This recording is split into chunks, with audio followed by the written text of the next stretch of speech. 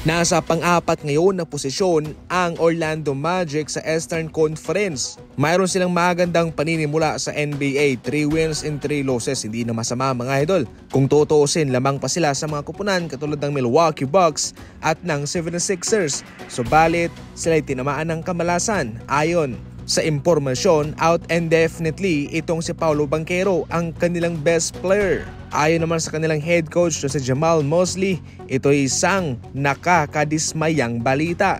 Pero ito'y magbibigay ng oportunidad sa ibang manlalaro. Nagiging positibo pa rin dito ang kanilang head coach sa kabila ng masamang balitang ito para sa kanila. Ayon naman kay Paolo Banchero, sana nga ay 3 buwan lang ito o 4 na buwan. Yung tipo ng injury na hindi magpapatagal sa kanya. Kinakailangan pa rin ng Orlando Magic ang kanyang tulong para sila'y makasabay sa mga malakas na players sa kanilang grupo. Sa ngayon, all goods pa naman sila. Nababahala na ngayon si Michael Porter Jr. sa kanilang kalagayan. Mayroong tsansa daw na ang season na ito ay huling season na ng Denver Nuggets score. Ibig sabihin nun, kung hindi sila mananalo ng kampyonato sa season na ito ay posibleng nga hong gibain ng Nuggets mismo ang kanilang core. Pwede nga hong itrade ng Nuggets itong si Michael Porter Jr. o itong si Aaron Gordon. 2 players lang naman ang posibleng maging untouchable dito at yun ho'y sina Nikola Jokic at itong si Jamal Murray. Lahat ay pwedeng galawin. Hindi may tatanggi na medyo nahirapan itong Nuggets sa pagkawala ng kanilang ilang key player at isa na nga si Kentavious Caldwell-Pope na isang legit na shooter at perimeter defender. Yun ang nawala sa kanila.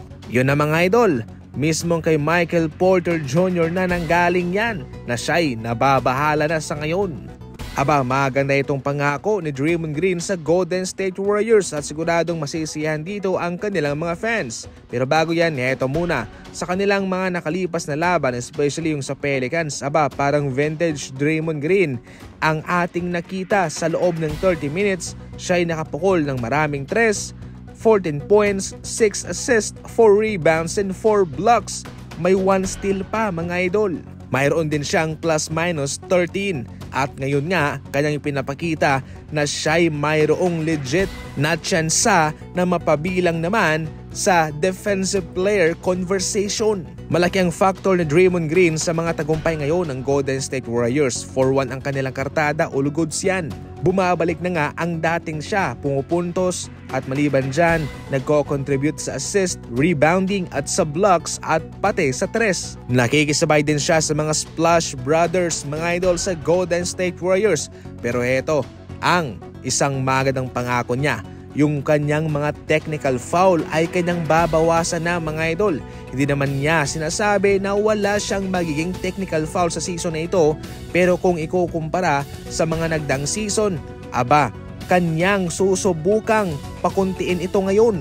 Sa mga crucial na minuto at mga laban, napakalaking papel ang ginagampanan ng isang technical foul, especially kung yung best player mo ang matawagan at kung ma-eject pa, naku, mahirap yun mga idol.